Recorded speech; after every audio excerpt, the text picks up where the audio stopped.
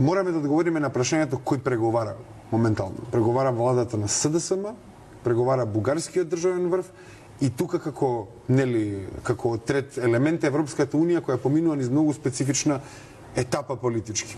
Сега владата на СДСМ, ако го земеме ако обмислиме рационално дека на СДСМ изгледите на избори им се ужасни, плюс дополнително се соочуваат со феноменот на пасокизација и на промена на рамнотежата во левото гласачко тело, и ако веќе тие се дефинираа според цел за европска иднина, ние тогаш знаеме дека тие се апсолутно спремни се да прифатат, затоа што тоа ќе биде нивното оправдување. Тоа им е последната сламка да се спасат. Зашто не прифатија до сега? Така. Затоа што Бугарија има се поголеми апетити, затоа што Бугарија тоа го гура натаму. Сега баш за ова би сакал да се надоврземе со тоа што 2022 година ние завршивме на таква нота, на европска нота. Значи не знаеме каде ќе оди вакво, каде ќе одработите, ама знаеме дека ќе одат во европска насока. На Европската унија истото тоа и се случи, тоа беше надворешната политика. Европа поминува низ период каде што пробува да се консолидира како геополитички локус, како центар на моќ.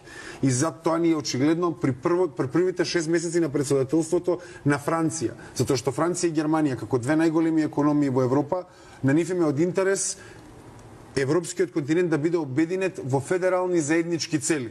И сега имаше на 25 март на самитот на Европскиот совет имаше се постави рамката за стратешкиот компас. Тоа е започнување на формирање на безбедносни сили на Европа.